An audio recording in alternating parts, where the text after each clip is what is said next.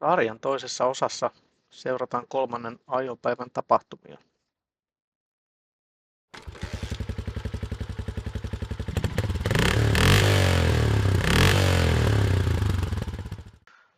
Kolmas ajopäivä, herätys Dombossista suorinta tietä Norjan tettireitti numero 2.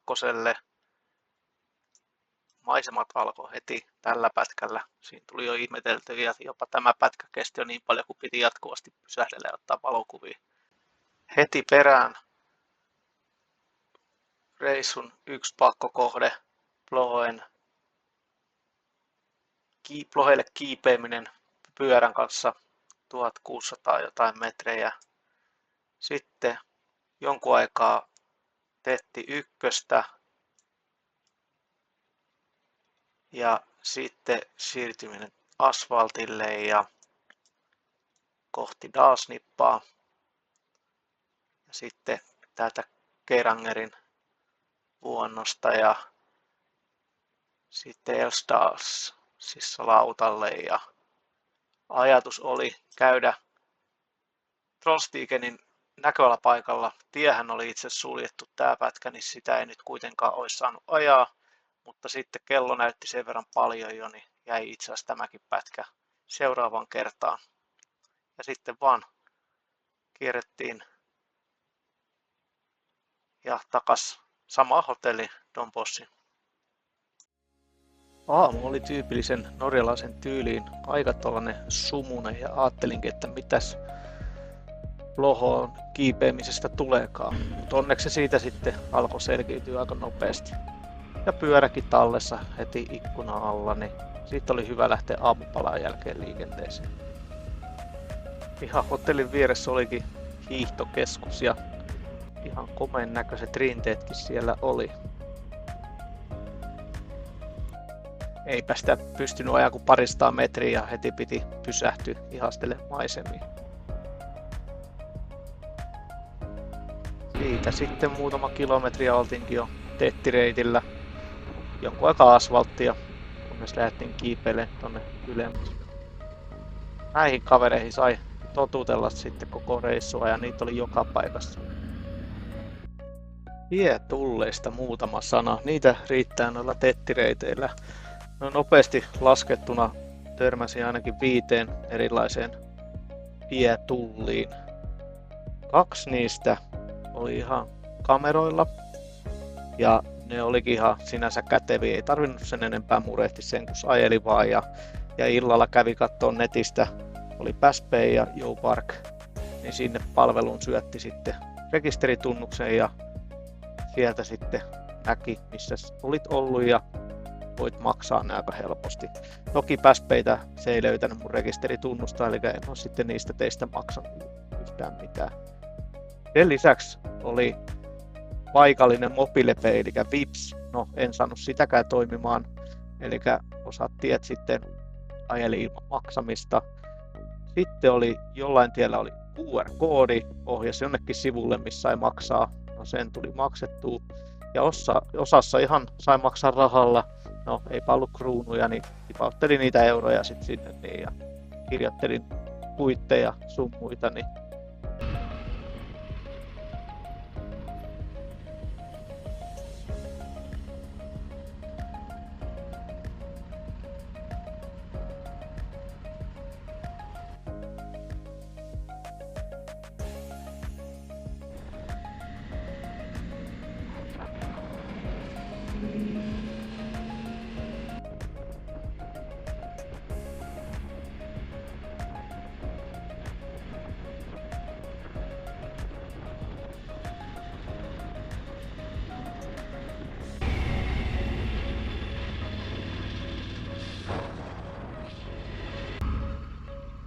lampaita kyllä sai varoa.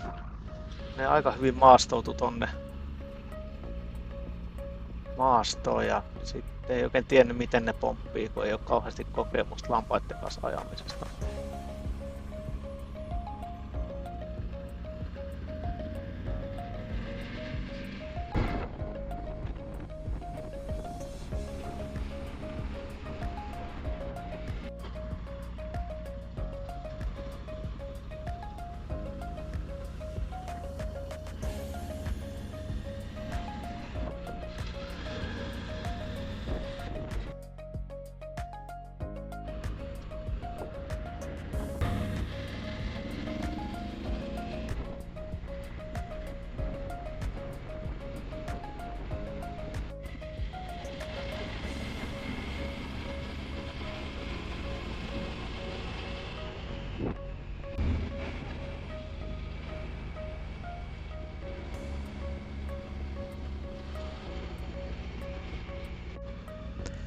Sitten alkoikin nousu Ploho vuoren huipulle reiluun 1600 metriin. Ellei nyt ihan väärin muista, niin jossain tuossa alhaalla oli kyltti, että 15 kilometriä. Tie sinne oli ihan hauska. Liikennettä ei juurikaan ollut. Aika rauhassa sai ajella ja ihastella sit maisemia.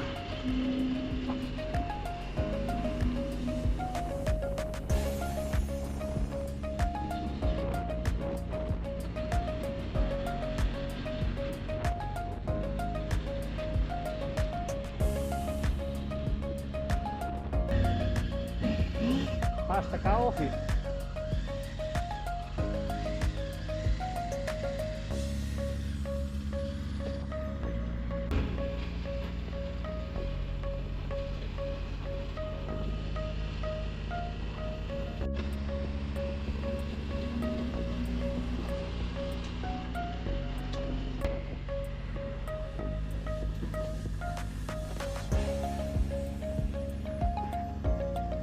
Vähän on eri näkymät sitä Ylöjärven puuvuorella.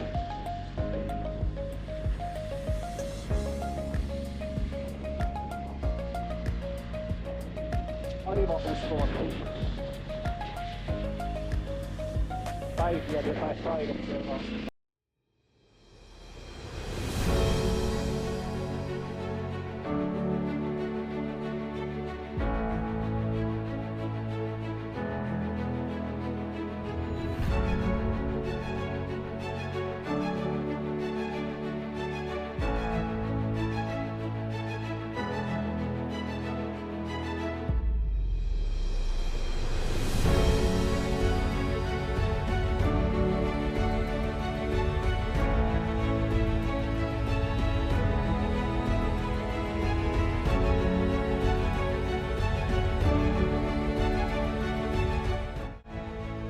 Maisemat oli upeat ja onneksi kelikin oli jo selvinnyt hiukan. Rakennushan on jonkunnäköinen radiomasto.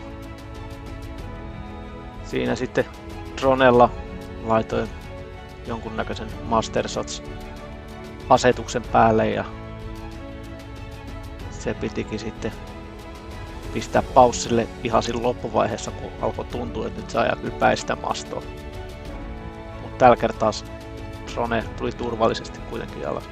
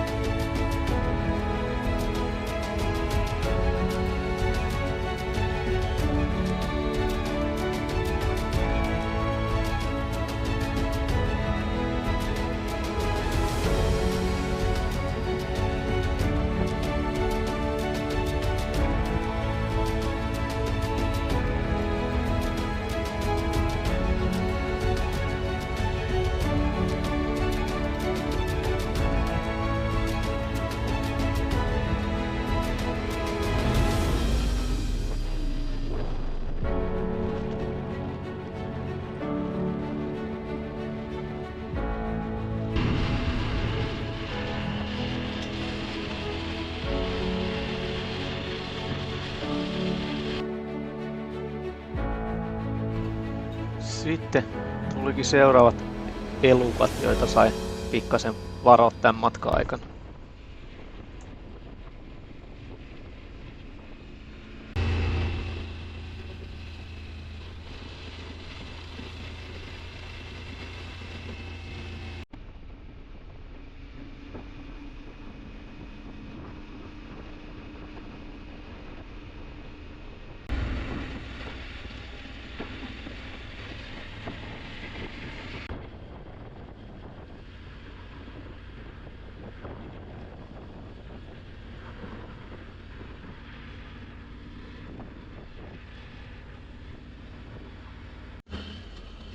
Sitten olikin aika hypätä pois tettireitiltä ja lähteä sinne Geirangerin suuntaan.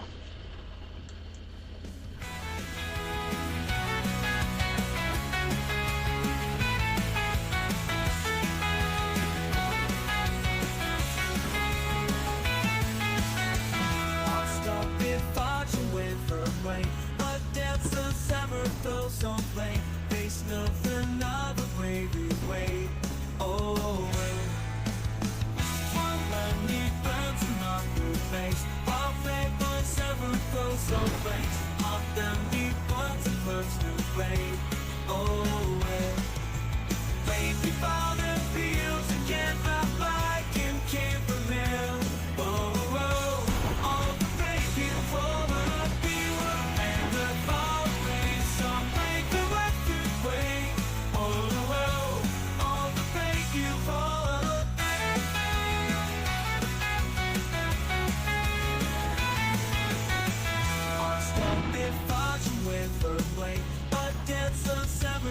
so plain, there's nothing other way we wait. Oh, well, not that the rains you really play, but they don't ever go so place. Not them people too much to wait. Oh, well, baby father feels again not like in Campermill. Oh, oh, all the baby for the viewer and the fall rain. Some make the western way. Oh, oh, all the baby for the viewer and the fall rain. Some make the western way. Oh, oh, all the baby for the break you for the break you for the break you for the break you for the break you for the break. Tiukasta norjalaisten mutka. Nyt oli vuorossa Dalsmippa. Dalsmippa on vuoren huippu. Korkeus merenpinnan tasosta on 1476 metriä. Alkupisteessä oltiin jossain 1000 metrin korkeudessa. 11 mutkaa. Ylhäällä on tämmönen rakennus, mutta oli myöskin aivan järjettömästi turisteja ja busseja ja kaikki. Ja ne ihmekään, ettei siellä ihan hirveän kauan sitten viihtynyt. Eipä siellä kyllä juurikaan yhtään mitään myöskään näkynyt. Aika kovat summut oli myös.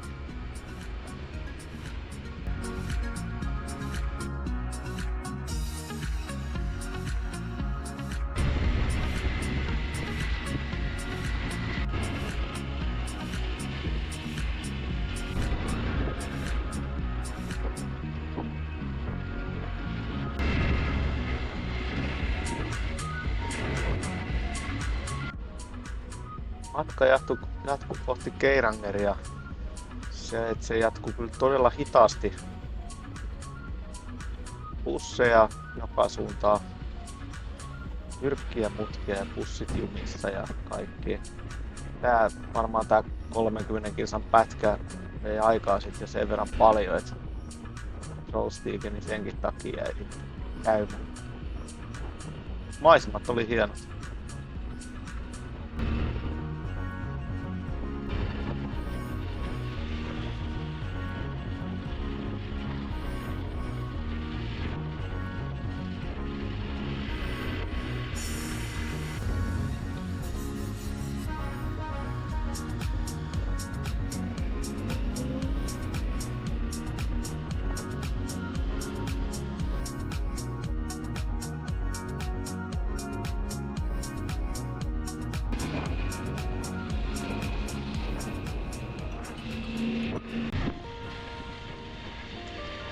Eidsdalin tiputeltiin ja lyhyt lauttamatka. Lautoillehan vaan ajetaan ja lasku tulee perässä, jos tulee. Eiköhän se tuu viimeksi Norjan reissulta, taisi joskus joulukuussa tipahtaa postilaatikosta sen kertainen lauttamaksu. Lautalla siinä kattelin vähän kelloa ja jäljellä olevaa matkaa hotellille ja totesin, että Trollstigenin näköalapaikka saa tällä kertaa jäädä. Pikkaset eväät, muffinsit on hyviä ja siitä sai ihan kivasti energiaa. Ja sitten vaan nokka kohti Dombossia. Tunneleet oli paljon tällä matkalla ja nehän pikkasen hämärii jossain kohtaa. Ja kapeita ja ajetaan 80 kuitenkin. Tunneli aurinko Lapissa, jos Suomessa yhdistää.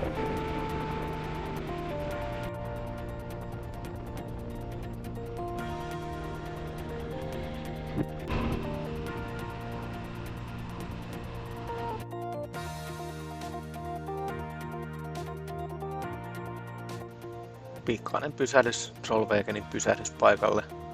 Ja et saadaan vielä yksi peikko tähän videoon.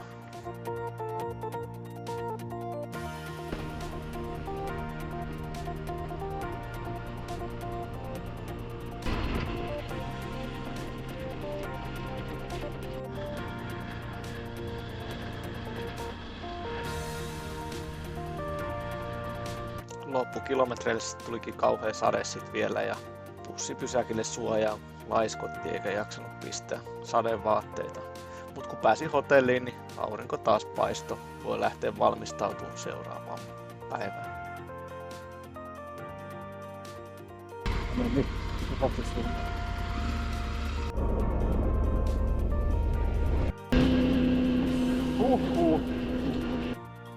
Seuraava osa tuleekin sitten jossain kohtaa, kun se valmistuu. Pistä hälytykset päälle, jos et halua missata sitä.